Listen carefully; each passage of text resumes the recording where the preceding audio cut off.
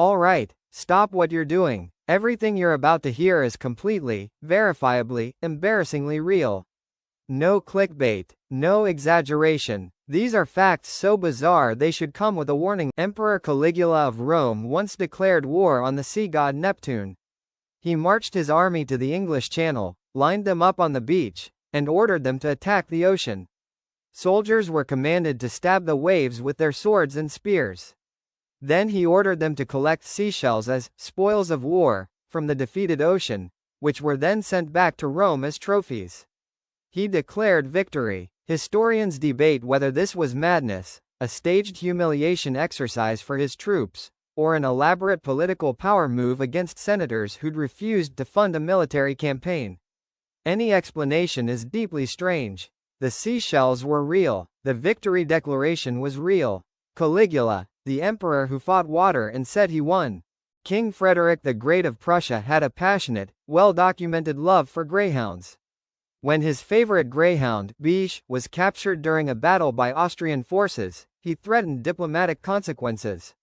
When she was returned safely, he reportedly wept. He left instructions to be buried with his dogs. For 2 centuries, German protocol prevented it. It wasn't until 1991, after reunification, that Frederick the Great was finally laid to rest at Sanssouci Palace in Potsdam, next to his greyhounds. It took 205 years, a world war, and the fall of the Berlin Wall for a king to finally be buried where he always wanted, beside his dogs. Peter the Great of Russia imposed a beard tax in 1698. Men who wanted to keep their beards had to pay an annual fee and carry a special bronze token as proof of payment. The token was stamped with the phrase, "The beard is a superfluous burden." He also personally cut the beards of boyars, Russian nobles, at formal court dinners. With his own scissors, as a demonstration that the old ways were over and Russia was modernizing whether the nobility liked it or not. He once cut the sleeves off a courtier's overly long traditional robe mid-banquet because it got in the way of his food. Peter the Great didn't just modernize Russia. He physically transformed it, one beard and sleeve at a time. Queen Isabella of Castile, the Spanish monarch who funded Columbus's voyage in 1492, claimed she only bathed twice in her entire life. Once at birth, once before her wedding. This wasn't that unusual for European royalty of the era. Bathing was considered medically dangerous by many. Water entering the body through pores was thought to spread disease. Perfume, powders, and frequent changes of clothing were the sanitary solutions of choice. Columbus sailed for a new world on behalf of a queen who hadn't bathed since her wedding day. Let that set the scene. Henry VIII of England had a role in his court called the Groom of the Stool. This person's job was to assist the king with his personal hygiene, specifically, to be present while the king used the toilet and to assist with cleaning afterward. The position was, bizarrely, one of the most coveted in the entire court. It gave the holder direct, private, daily access to the most powerful man in England. Career trajectories were launched from the Privy Chamber. Deals were made. Secrets were exchanged. Access to power is access to power, even if you have to earn it in the most undignified way imaginable. Cleopatra VII, Queen of Egypt, lived closer in time to the moon landing than to the construction of the Great Pyramid of Giza.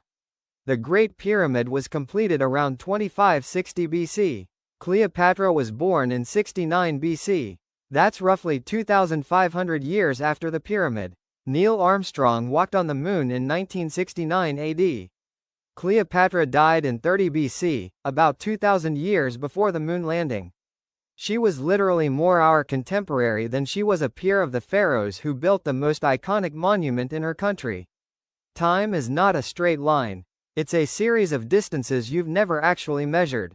In medieval England, it was common for people to legally marry trees, wells, and rivers to gain ownership rights over land adjacent to them. The legal fiction was that by marrying a natural feature, a lord or landowner could claim riparian or property rights associated with it. The trees couldn't object, and frequently, neither could the courts. Property law in medieval times was so contorted and creative that things we consider inanimate were pulled into legal frameworks as participants.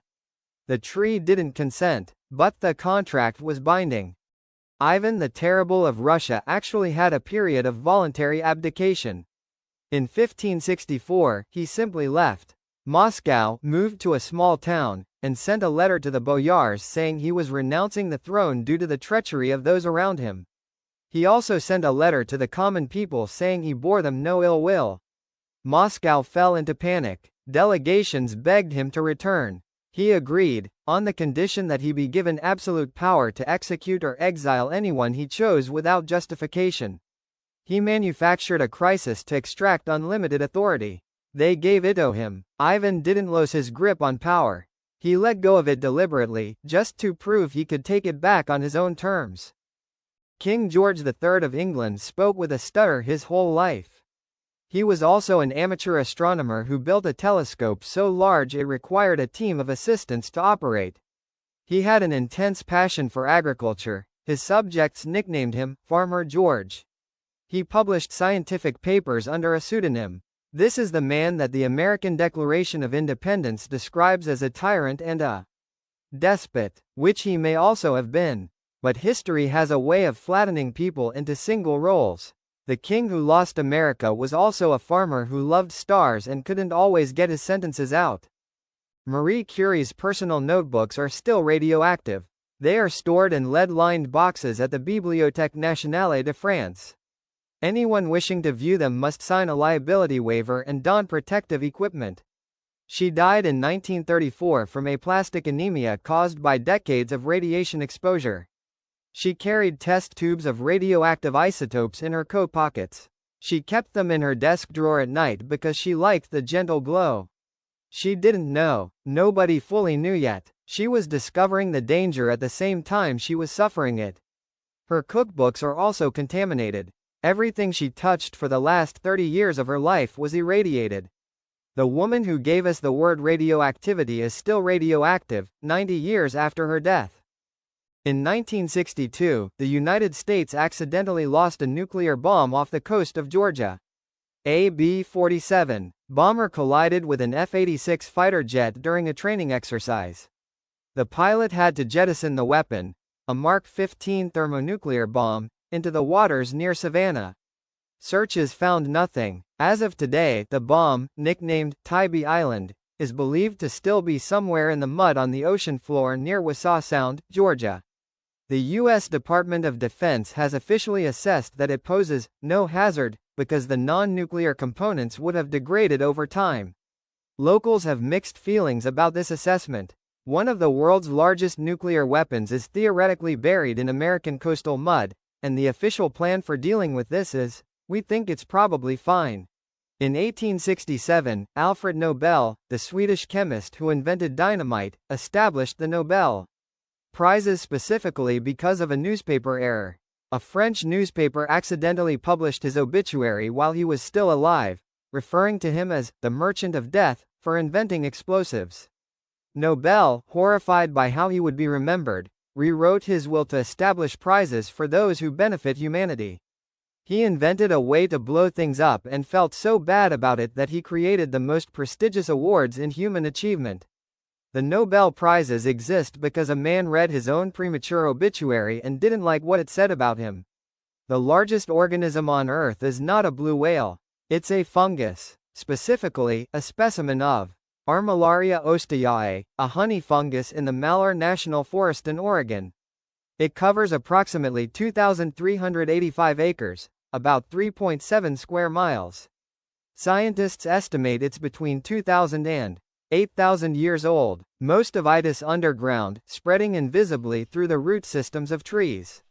What you see on the surface, small mushrooms, is the tiniest fraction of an organism that has been quietly expanding since before the Roman Empire. You could walk across it and never know. It doesn't care. The inventor of the lobotomy, Portuguese neurologist Antonio Egas Moniz, won the Nobel Prize in Physiology or Medicine in 1949 for developing the procedure. The lobotomy, in which metal instruments were inserted through the eye socket into the brain to sever connections in the frontal lobe, was at the time considered a genuine medical breakthrough. Over 40,000 lobotomies were performed in the United States alone. Many patients were left permanently altered, emotionally flat, or unable to function independently. The procedure was abandoned by the 1960s. Moniz was shot in the spine by a former patient and spent the rest of his life in a wheelchair. He kept his Nobel Prize. Medical consensus changes. Nobel Prizes do not. In the 1950s and 60s, the U.S. government conducted nuclear tests on small Pacific islands and then monitored the populations of the Marshall Islands to study the effects of radiation on human beings. The residents of Bikini Atoll were relocated with the promise they could return after a brief period. Most never did. The island remains too contaminated to safely inhabit. The nuclear tests have a name most people know. The bikini swimsuit was named after Bikini Atoll in 1946 because the designer thought the revealing two-piece would cause as big an explosion as the nuclear tests happening there at the time.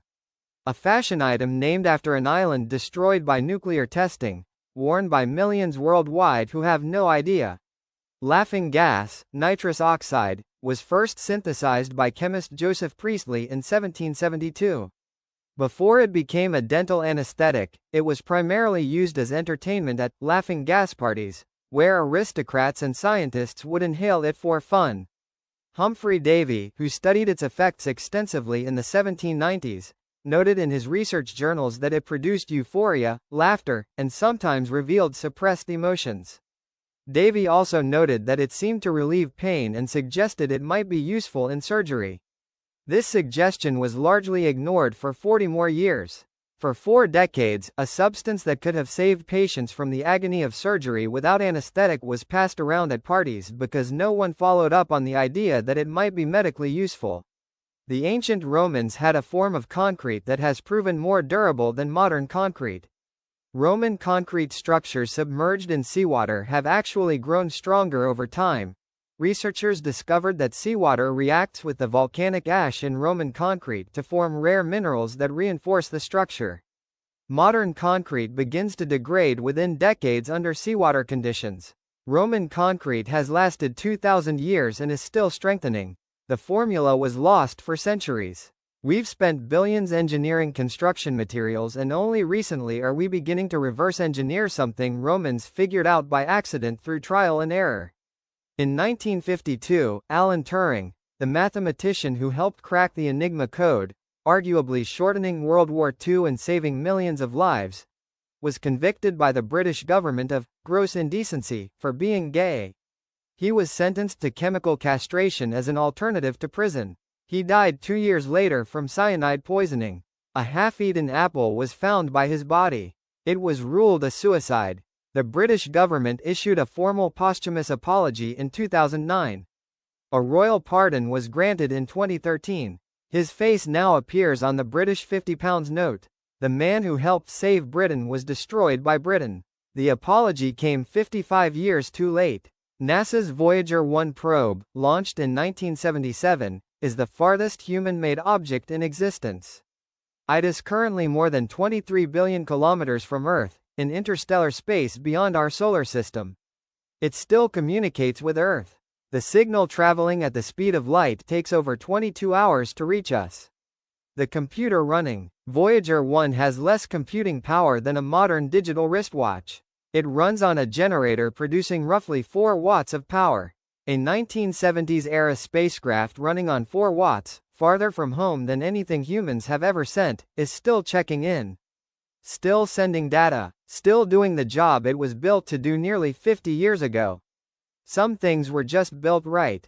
In 1816, the year without a summer, temperatures dropped so dramatically across the northern hemisphere that snow fell in June across New England. Crops failed across North America, Europe, and Asia.